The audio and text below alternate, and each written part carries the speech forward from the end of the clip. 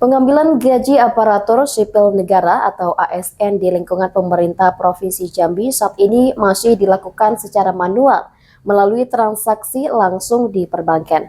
Kondisi tersebut menuai keluhan dari sejumlah ASN karena dinilai mengganggu jam kerja dan menyebabkan antrian panjang saat proses pencairan.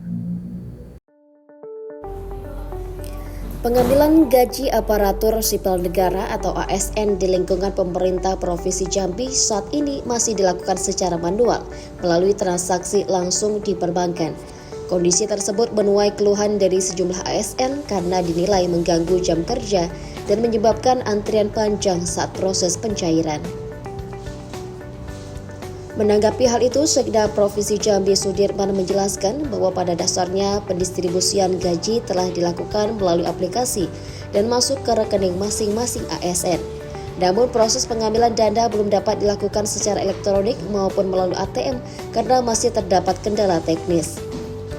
Ia menegaskan dalam situasi seperti ini, pihak perbankan dalam hal ini Bank Jambi harus mampu mengantisipasi potensi penumpukan nasabah.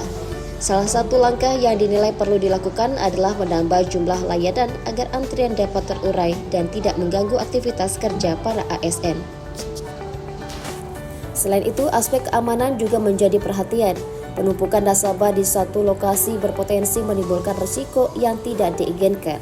Karena itu diperlukan koordinasi dan komunikasi dengan aparat kepolisian, baik di tingkat Polda Jambi maupun Polres, guna memastikan keamanan selama proses pengambilan gaji berlangsung.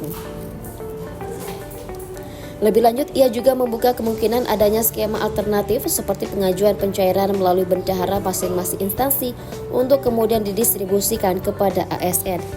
Namun kebijakan tersebut disebut berada dalam kewenangan pihak bank dan berpotensi memerlukan persetujuan dari Bank Indonesia sebagai otoritas sistem transaksi perbankan.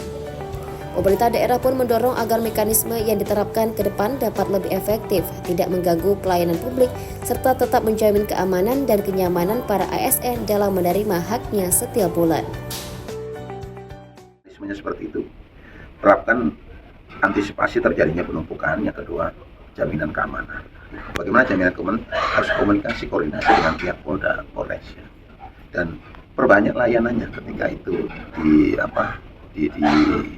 diterapkan dengan pengambilan langsung, atau mungkin supaya ada kejelasan, ada pembatasan misalnya dari pagi sampai siang itu berapa banyak layanannya gitu ya, sehingga ini bisa membantu juga. Kita nggak mungkin menggunakan aplikasi yang sudah tercemar ya. Kalau masih menggunakan aplikasi yang tercemar maka akan berpotensi terjadi gangguan. Jadi silakan nanti dikaji kembali apakah nanti bisa mengajukannya melalui manual bendahara, di bendahara yang ngambil silakan itu karena domainnya bukan di kami, itu domainnya kan ada di bank. Sarli, JEK TV melaporkan.